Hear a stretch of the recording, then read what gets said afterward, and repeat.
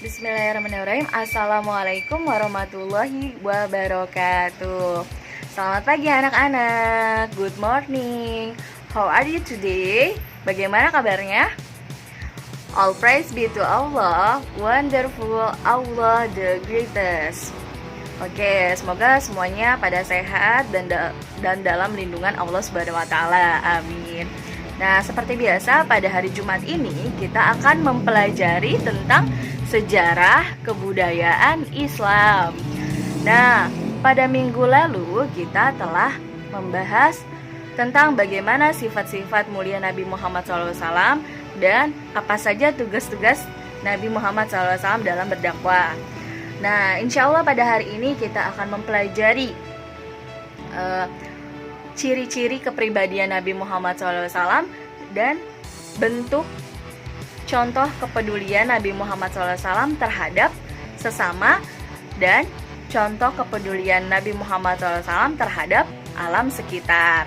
Ya, insya Allah pada pembelajaran kali ini diharapkan kalian dapat memahami bagaimana ciri-ciri kepribadian Nabi Muhammad SAW dan bagaimana contoh kepedulian Nabi Muhammad SAW terhadap sesama, seperti terhadap anak yatim, janda, bahkan musuhnya sekalipun. Dan bagaimana contoh kepedulian Nabi Muhammad SAW terhadap alam sekitar, yaitu terhadap hewan-hewan dan tumbuh-tumbuhan. Oke, before we start to study, let's reciting basmalah, Bismillahirrahmanirrahim, and pray together. Rabbi zidni ilma warzuqni fahma. And before we start to study, I want to give you an ice-breaking moment. Okay? Selamat belajar dan selamat menyaksikan. Okay, student, in this ice-breaking moment, we will sing a song of Injak Bumi in English. Let's sing together. If you're happy and you know it, clap your hands. If you're happy and you know it, clap your hands. If you're happy and you know it, then your friends will sure show it. If you're happy and you know it, clap your hands. If you're happy and you know it, shout hooray, hooray. If you're happy and you know it, shout hooray, hooray. If you're happy and you know it, then your friends will sure show it. If you're happy and you know it, shout hooray, hooray. Bismillahirrahmanirrahim. Pada kali ini kita akan belajar tentang sejarah kebudayaan Islam. Nah, masih pada pembahasan di bab yang sama, bab 2 tentang kepribadian Nabi Muhammad SAW. Nah, bab 2 kepribadian Nabi Muhammad SAW. Pada pembelajaran di bab 2 ini ada 2 materi, yaitu sifat-sifat mulia Nabi Muhammad SAW dalam berdakwah dan ciri-ciri kepribadian Nabi Muhammad SAW dalam berdakwah. Ya, minggu lalu kita telah membahas tentang sifat-sifat mulia Nabi Muhammad SAW dalam berdakwah. Nah, insya Allah pada hari ini kita akan membahas tentang ciri-ciri kepribadian Nabi Muhammad SAW yang ada tanda panah kuningnya. Oke, lanjut. Sebelum kita membahas pada materi kali ini, kita akan mereview sebentar tentang pembahasan minggu lalu, yaitu tentang tugas-tugas Nabi Muhammad SAW dalam berdakwah. Pada minggu lalu kita belajar tentang tugas-tugas Nabi Muhammad SAW dalam berdakwah. Apa saja? Ada syahidan, mubasyiron, naziron, dayan ilallah, sirojan muniron. Ya, syahidan artinya menjadi saksi. Mubasyiron itu pemberi kabar gembira. Naziron yaitu pemberi peringatan. Dayan ilallah penyeru kepada agama Allah Subhanahu wa taala. Kemudian sirojan muniron artinya cahaya yang menerangi. Nah, di minggu lalu juga kita telah membahas tentang sifat-sifat mulia Nabi Muhammad SAW dalam berdakwah. Ada siddiq, amanah, tablik, dan fatonah. Siddiq yaitu benar atau jujur, amanah dapat dipercaya, tablik menyampaikan fatonah, yaitu cerdas. Nah, berikut adalah pembahasan kita di minggu lalu tentang sifat-sifat mulia dan tugas-tugas Nabi. Oke, masuk pada pembahasan hari ini, yaitu pembahasan tentang ciri-ciri kepribadian Nabi Muhammad SAW. Bagaimana ciri-ciri kepribadian Nabi Muhammad SAW? Nah, ini dia ciri-ciri kepribadian Nabi Muhammad SAW. Ada dua. Yang pertama itu bentuk kepedulian Nabi Muhammad SAW terhadap sesama manusia.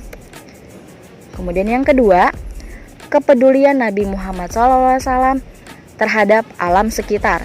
Jadi, ciri-ciri kepribadian Nabi Muhammad SAW terbagi dua, kepedulian Nabi terhadap sesama manusia dan kepedulian Nabi terhadap alam sekitar. Mari kita bahas yang pertama, yaitu kepedulian Nabi Muhammad SAW terhadap sesama manusia. Ya, bagaimana kepedulian Nabi Muhammad SAW terhadap sesama manusia?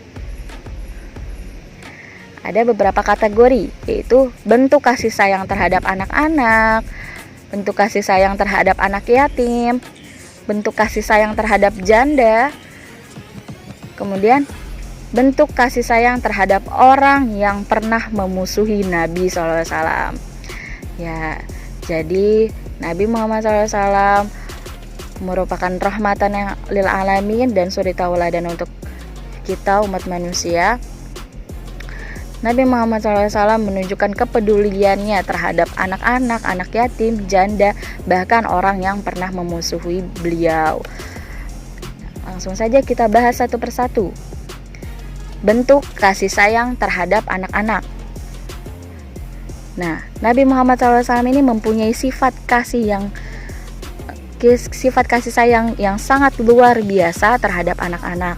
Nah, Nabi Muhammad SAW juga sering bersenda gurau, mengajak anak-anak bermain, karena Nabi sangat memahami dunia anak-anak, ya. Jadi saking lembutnya, saking cintanya Nabi Muhammad SAW terhadap anak-anak dan memahami dunia mereka, Nabi juga mengajak mereka bermain dan menyayangi mereka. Kemudian kasih sayang terhadap anak yatim. Bagaimana bentuk kasih sayang terhadap anak yatim? Nabi Muhammad SAW menganjurkan kepada kita semua supaya peduli terhadap penderitaan anak yatim. Jadi kita senantiasa peduli, perhatian terhadap anak yatim dengan cara menyantuninya, ya. Nah, dalam suatu hadis Nabi SAW bersabda, keluarga muslimin yang terbaik ialah keluarga yang di dalamnya terdapat anak yatim dan memperlakukannya dengan baik, ya. Jadi Nabi Muhammad SAW sangat menganjurkan kita untuk peduli terhadap anak yatim, bahkan merawatnya, menyantuninya dan memperlakukannya dengan baik. Dan insya Allah orang yang peduli, orang yang perhatian dan mencintai anak yatim itu bagaikan diibaratkan seperti telunjuk dan jari tengah, ya. Mereka akan berada di surganya Allah kelak, insya Allah. Nah, selanjutnya bentuk kasih sayang Nabi Muhammad SAW terhadap janda. Nah,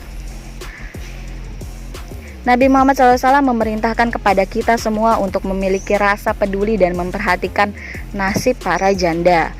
Janda adalah seorang yang ditinggalkan suaminya, ya.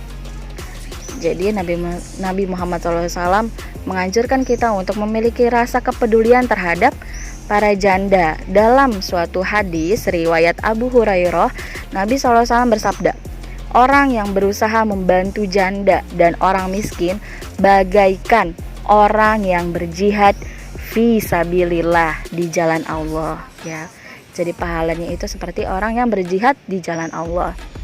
Nah, selanjutnya kasih sayang terhadap orang yang memusuhinya. Kasih sayang terhadap seorang musuh ya. Nabi Muhammad SAW tidak memiliki rasa dendam sama sekali, bahkan terhadap musuh. Seperti pembahasan kita pada bab 1, di mana kita telah mempelajari bagaimana Nabi Muhammad SAW dimusuhi oleh Bani Quraisy, bahkan dikejar sampai ingin dibunuh ya, selalu dilempari, dipukuli, tetapi Nabi Muhammad SAW tidak sama sekali memiliki rasa dendam. Nah, pada suatu ketika ada sahabat Nabi yang bertanya kepada Nabi Muhammad SAW ketika Nabi SAW mengalami penganiayaan maupun penderitaan dari kaum Quraisy. Ada sahabat yang bertanya, mengapa ya Nabi Muhammad SAW, ya Rasulullah, mengapa tidak engkau doakan agar si fulan yang telah menganiayamu atau berbuat jahat, berbuat keji terhadapmu, agar diberi azab oleh Allah Subhanahu wa taala. Nah, tetapi Nabi Muhammad menjawab seperti ini. Sesungguhnya aku tidak diutus sebagai pengutuk, tetapi aku diutus sebagai penyeru kepada petunjuk yang benar dan rahmat. Ya Allah, tunjukkanlah kepada kaumku, karena sesungguhnya mereka tidak mengetahui. Ya, jadi Nabi Muhammad SAW sama sekali tidak mempunyai dendam sedikit pun, bahkan terhadap musuhnya.